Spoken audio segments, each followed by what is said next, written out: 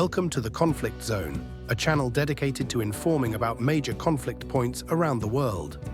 In this video, we'll be discussing a recent investigation by the United States, which has brought to light an alleged Russian disinformation campaign involving Western influencers. Don't forget to subscribe and click the notification bell to stay updated with all our latest news.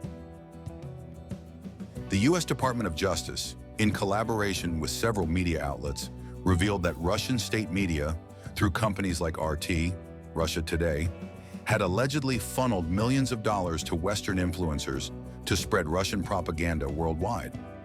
This scandal emerged on September 4th, when sources including CNN uncovered that Tenet Media, a US-based company, reportedly received around $10 million from RT. This money was used to pay prominent influencers in the US to push pro-Russian narratives, especially regarding the ongoing conflict between Russia and Ukraine, and even US politics, like the upcoming presidential elections. For those unfamiliar with RT, it was established in 2005 under the guidance of Russian President Vladimir Putin. Its primary goal was to improve Russia's image abroad and promote Russian perspectives on global events. The channel focuses heavily on international audiences, particularly in the US, Europe, and beyond. Margarita Simonyan, a key figure in the Russian media landscape, runs RT and has overseen its expansion across the West, spreading Russian narratives to millions of viewers. RT's influence became especially visible during pivotal moments, such as in 2014 during the Ukrainian Revolution, which resulted in the ousting of the pro-Russian president, Viktor Yanukovych. In retaliation, Putin ordered the annexation of Crimea and began supporting separatist movements in eastern Ukraine. During this time, RT worked tirelessly to justify Russia's actions by broadcasting 24/7, pushing disinformation to confuse the international community and downplay Russian aggression. What makes this case particularly concerning is RT's use of Western influencers to spread these narratives. Instead of relying solely on their own journalists, RT partnered with independent influencers who could push pro-Russian stories to their own audiences, making the content seem more trustworthy and locally generated.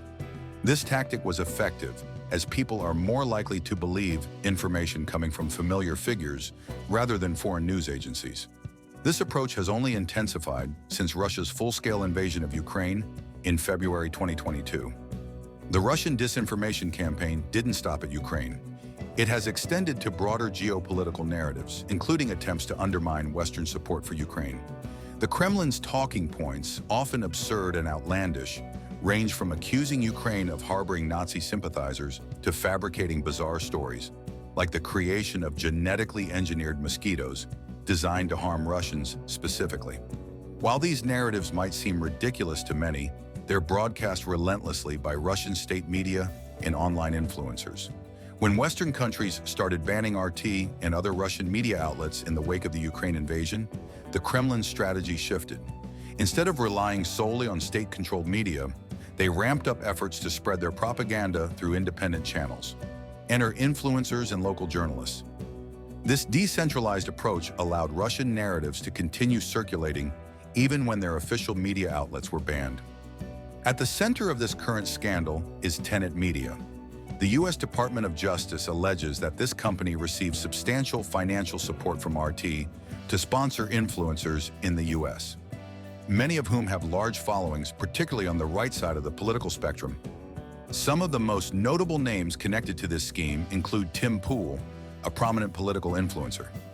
According to reports, Pool and others were allegedly paid substantial sums, with Pool himself receiving up to $100,000 per week to promote pro-Russian views and criticize U.S. support for Ukraine.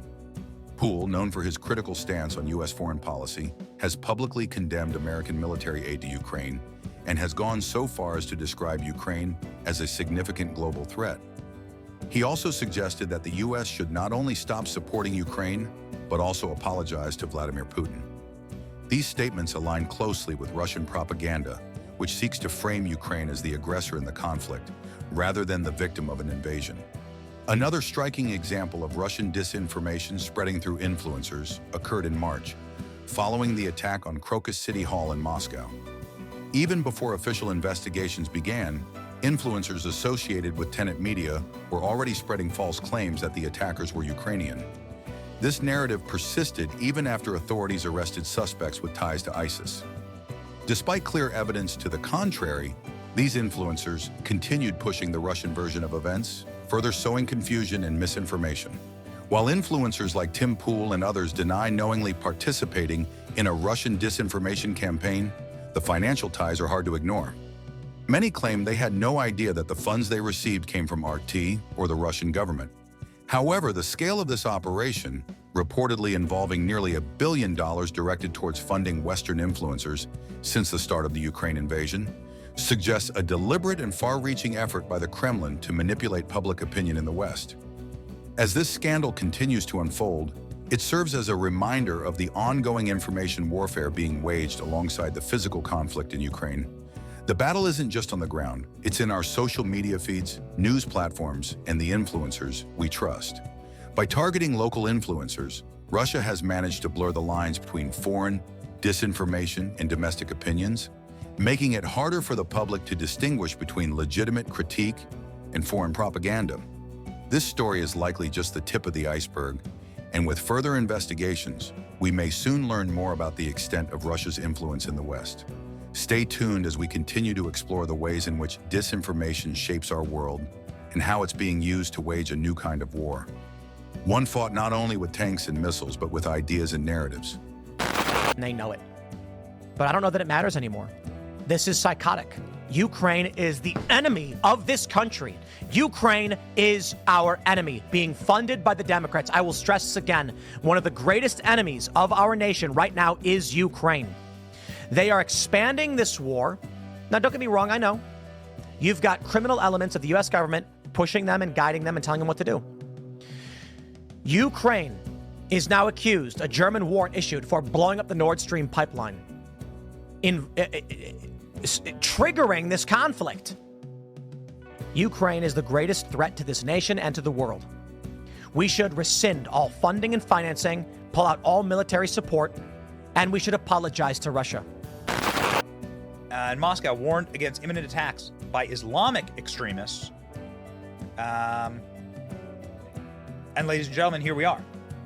So again, I do not know who the extremists are, but the American embassy was warning against it, along with John Kirby. Hopefully you saw our State Department or embassy there put out a notice to all Americans in Moscow to avoid any large gathering, concerts, obviously shopping malls, anything like that, just for their own safety. They should. Do you notice that? So this was a concert and a shopping mall, and you notice John Kirby says avoid concerts and shopping malls. Little too on the nose for me. Little too on the nose for me, ladies and gentlemen. So, ladies and gentlemen, people are talking about what geopolitical ramifications may occur in this scenario.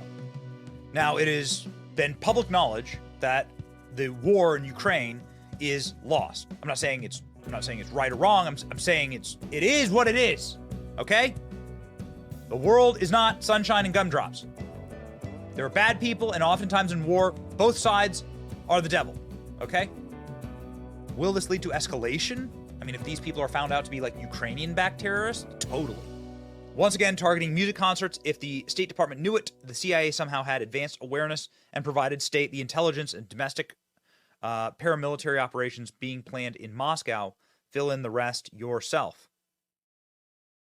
I mean, by every measure, it looks like the United States knew that something like this was going to pop off. At what point is there culpability? Well, I guess we're going to have to wait and see to find out who these guys were, and to find out, what the response will be as it pertains to Ukraine. If you're not yet subscribed to the channel, make sure to do so and hit the notification bell to stay updated with the latest news. See you in the next video.